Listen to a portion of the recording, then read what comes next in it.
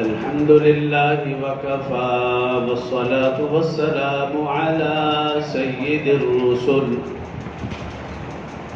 والصلاة والسلام على سيد الرسل وخاتم الأنبياء وعلى آله المجتبى وأصحابه الأتقياء ونشهد أن سيدنا وسندنا وحبيبنا وشفيعنا ومرشدنا ومولانا محمدا عبده ورسوله صلى الله تعالى عليه وعلى آله وأصحابه وأحبابه وأزواجه وذرياته وأهل بيته أجمعين وسلم تسليما كثيرا أما بعد فأعوذ بالله من الشيطان الرجيم بسم الله الرحمن الرحيم ولا تقولوا لمن يقتل في سبيل الله أموات بل أحياء ولكن لا تشعرون ولنبلونكم بشيء من الخوف والجوع ونقص من الأموال والأنفس والثمرات وبشر الصابرين. قال الله تبارك وتعالى في مقام آخر ولا تحسبن الذين قتلوا في سبيل الله أمواتا بل أحياء عند ربهم يرزقون.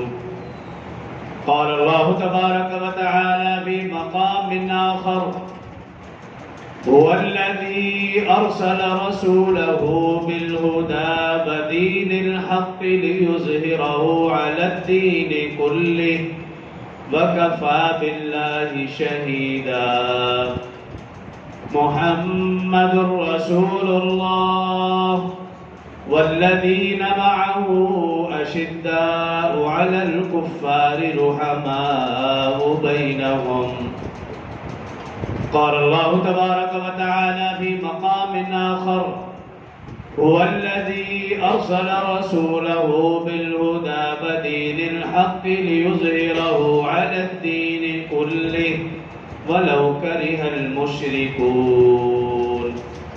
قال النبي صلى الله عليه وسلم لو كان بعدي نبيا لكان عمر بن الخطاب رضي الله عنه.